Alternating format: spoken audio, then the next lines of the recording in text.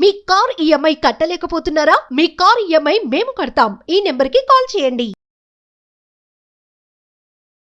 నమస్తే, welcome to Suman TV. ఈరోజు మనతో పాటు ఉన్న సుప్రీంకోర్టు అడ్వకేట్ సాయి కృష్ణ ఆజాద్ గారు.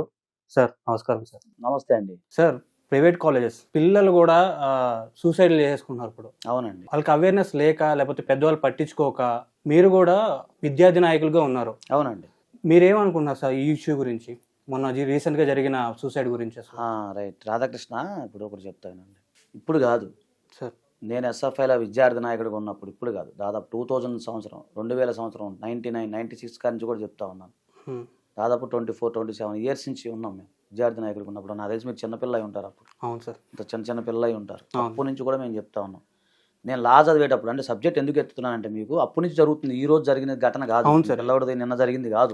గమనించండి. విద్యార్థి నాయకుడిగా ఉన్నప్పుడు, నేను ఎస్ఎఫ్ఐ లీడర్గా ఉన్నప్పుడు, సిద్ధార్థ లా కాలేజీ, మాది విజయవాడ సిద్ధార్థ లా కాలేజీ పక్కనే నారాయణ కాలేజీ ఉండేది. ఒక ఇంటర్మీడియట్ చదివే పిల్ల చనిపోయింది. అప్పుడు మేము వచ్చి దాన్ని ధర్నా చేసి ఇవన్నీ చేసాం. అప్పుడు అలాగా కొన్ని కాలేజెస్లో, విజయవాడలో కొన్ని కాలేజెస్లో పిల్లలకి ఏదైనా సమస్య ఉంటే మేము వెళ్ళి విజిట్ చేసాము విద్యార్థి నాయకులుగా. ఎవరికి ఏదైనా కష్టం ఉన్నా కూడా, పిల్లల మానసిక ఒత్తిడి జరుగుతున్నా పోయి అడిగేవాళ్ళం.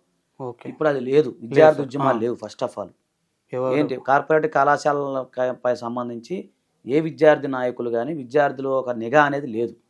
ఎవరికైనా ఏదైనా జరిగినప్పుడు ఆయన చెప్తున్నాడు, అతను ఏమని అంటే, సార్ నేను ఇట్లా టీసీ వెళ్ళాను అడిగాను, టీసీ మన అడిగితే 3 లాగిరా 4 లాగిరా అని నాన్న ఎవరో చెప్తున్నారు. ఆయన ఏడుస్తున్నాడు. ఆయన టీసీ అడిగితే వారం ఆగిరా 10 రోజులు ఆగిరా అంటే, నేను ఎవరికి చెప్పుకోవాలో నాకు అర్థం కాక నేను సైలెంట్గా ఉన్నానండి. ఆ లోపల ఇది జరిగిపోయింది అని.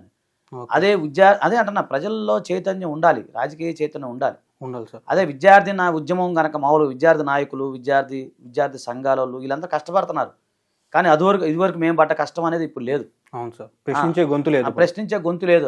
ఆ రోజు ధర్నా చేయమంటే 100 మంది వచ్చేవాళ్ళు. ప్రజలు కూడా అట్లనే ఉండేవాళ్ళు. ఏదైనా స్కాలర్షిప్ రాకపోతే ధర్నా చేసేవాళ్ళం. ధర్నా అంటే కూడా ఇప్పుడు ఎవరో తెలియదు. రాస్తారావుకలు అంటే తెలియదు.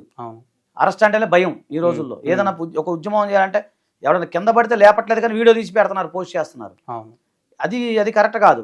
నీ గలాన్ని విప్పాలి. మీరు అన్నారు కదా, దేవుడు ఎందుకు ఇచ్చాడు మనకు వాయిస్ అనేది, ఎందుకు ఇచ్చారు? పక్కన వాళ్ళని పలకరియట్లేదండి ఈ రోజు.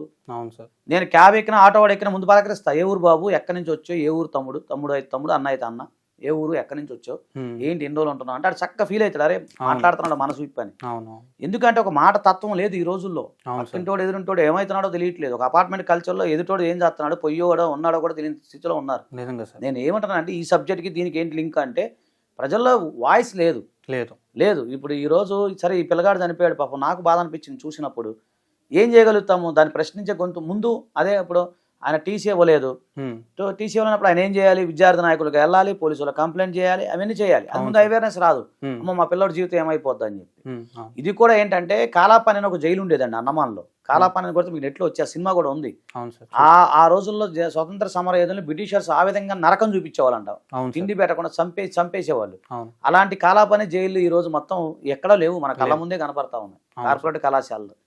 ఎంతసేపటికే ఇప్పుడు ఈ నారాయణ, చైతన్య ఇవన్నీ ఏంటంటే 1, 2, 3, 4, 5, 6 ఏదో ర్యాంకులు ఏం చదువుతారో అర్థం కాదు. చెవులు బయలుపోతుంటాయి.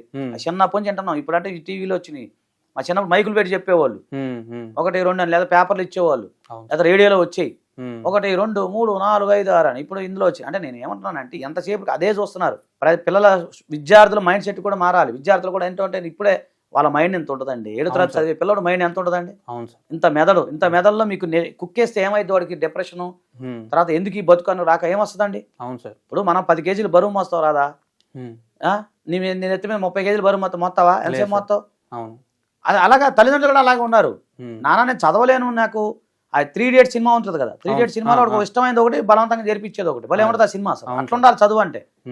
అలా కాకుండా నువ్వు చదువు అబ్బో మా వాడు కార్పొరేట్ అండి, నా నారాయణలో ఇక్కడండి ఎక్కడండి అంటే, స్కూల్స్ లోనే అనుకుంటే ఇంటికి వచ్చే కూడా అదే ప్రెషర్ ఉంటుంది. అదే ప్రెషర్ ఉంటే వాడు ఏం చదవాలి? ప్రెషర్ అంటే ఎంతవరకు వదిలేయాలి. అవును సార్. హోంవర్క్ లేకుండా టెక్స్ట్ బుక్స్ వదిలేయాలి. ఇంత పుస్తకాలు వేసుకుని వెనక వాడు గూను వచ్చేసి, వాడు మెదడు వచ్చి ఆటటాక చిన్నపిల్ల చనిపోయింది. మన చిన్నపిల్ల తెలుసా మీకు?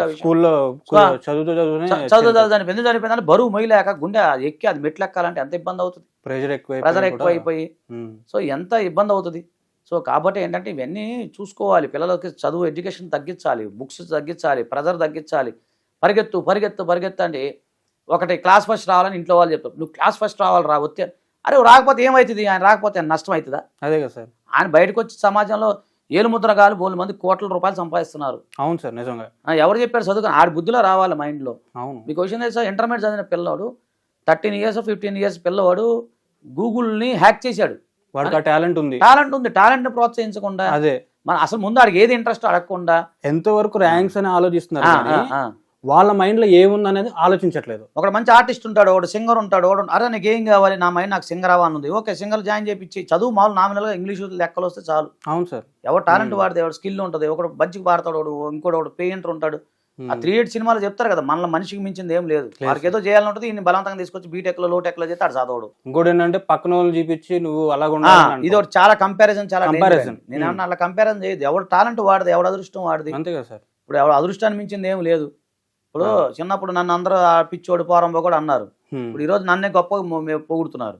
అదే సార్. మైండ్ సెట్ ఎట్లా మారుతో తెలియదు. నేను చాలా అమాయకంగా ఉండేవాడిని చిన్నప్పుడు, 10th వరకు. నేను కొట్టం కూడా ఏడ్చుకుని ఇంటికి పోయేవాడిని. తనకు తానుగా నేర్చుకోవాలి. అంతే. మనం ప్రెజర్ పెడితే ఏమవుతుంది, ఏ చేపలకి అయితే నేర్పుతాము మనం. అంతే. అట్లా నేను ఏమంటానంటే ఎడ్యుకేషన్ విధానంలో మార్పు రావాలి రాదా. అవును సార్. రెండోది, ఈ ఎడ్యుకేషన్ విధానంలో కాకుండా ప్రభుత్వాలు కూడా దీనిపై నిఘా పెట్టాలి. మీకు విషయం తెలుసా, 91,000 ఖర్చు పెడుతుంది ప్రతి గవర్నమెంట్ పిల్లోడికి.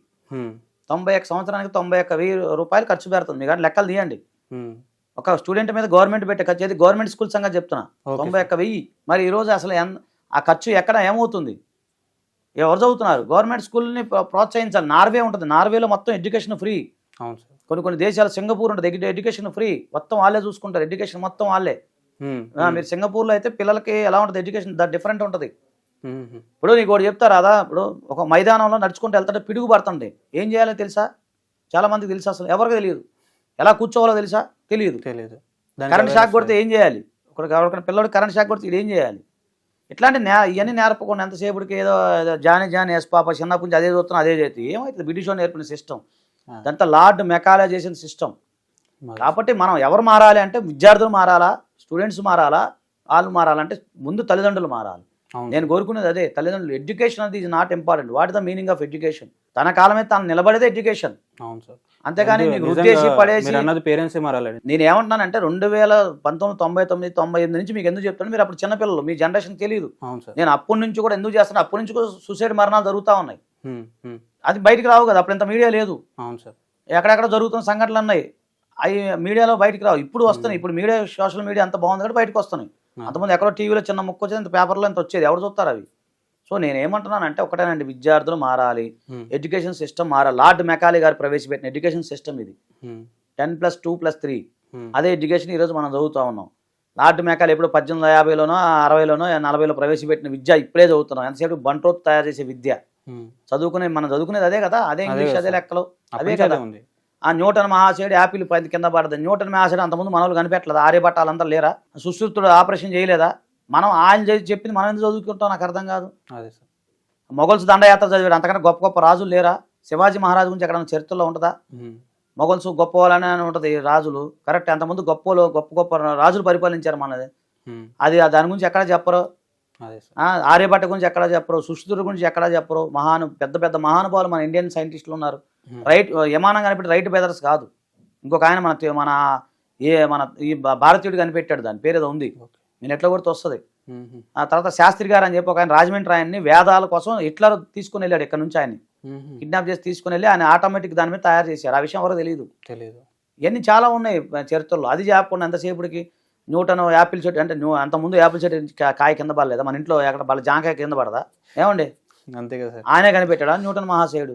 అట్లా కాదు, ఇవన్నీ మార్చేయాలండి, ఇవన్నీ సిస్టము తీసేయాలి, ఇవన్నీ తీసేయాలి. నేను ఏమన్నా ఎడ్యుకేషన్ సిస్టంలో మార్పు రావాలి. తల్లిదండ్రులు ఆ పిల్లల యొక్క అభిరుచి మేరకు ఏం చదువుతున్నాడు, ఏంటి, వాడికి ఇంట్రెస్ట్ ఏముంది తెలుసుకొని వాళ్ళ అభిరుచి మేరకే చెయ్యాలి. ఇంగ్లీషు లెక్కలు అవన్నీ చూసుకొని వాడి అభివృద్ధిని, వాడి టాలెంట్ని ప్రోత్సహించాలి తప్ప, నువ్వు ఈ పిల్లోడు కార్పొరేట్ నారాయణ స్కూల్లో జాయిన్ అయ్యాడు, నువ్వు కూడా నారాయణ స్కూల్లో జాయిన్ అవ్వు, వాడు ఫస్ట్ ర్యాంక్ వచ్చింది, నువ్వు ఫస్ట్ ర్యాంక్ వచ్చింది అంటే అన్నేళ్ళు సమానంగా ఉన్నాయా?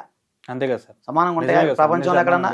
అట్లనే ఎవరి మైండ్ సెట్ని బట్టి పిల్లల తల్లిదండ్రులు వాళ్ళ యొక్క అభిరుచి మేరకు, వాడి ఇంట్రెస్ట్ మేరకు పెట్టి ఆ పిల్లలకి అలా తీసుకురావాలి. అంతే తప్ప ప్రభుత్వం కూడా వ్యవస్థ మారాలి, నిఘా వ్యవస్థ ఉండాలి, హాస్టల్ పైన నిఘా వ్యవస్థ ఉండాలి, విద్యార్థుల మీద నిఘా వ్యవస్థ ఉండాలి. అలాగే విద్యార్థి ఉద్యమంలో సంబంధించి విద్యార్థి ఉద్యమాలు కూడా ముందుకు రావాలి, ప్రశ్నించే గొంతు ముందుకు రావాలి. ఇవన్నీ అయితే కానీ ఇవన్నీ జరగవండి, ఇవన్నీ. అవునా కదా? అవును సార్. మరి సో కాబట్టి ఏంటంటే నేను అనేది ఏంటంటే ముందు ఒక పిల్లవాడి విషయంలో అతని యొక్క మైండ్ సెట్, అతని యొక్క ఆరోగ్య పరిస్థితి, అతని యొక్క మానసిక ఉల్లాసాన్ని బట్టి మీరు ఏదైనా సరే చేయమని నా యొక్క చిన్న రిక్వెస్ట్ అంతే. అది ఎవరిష్టం వాళ్ళ తర్వాత. అంతే sir. Thank you. Thank you.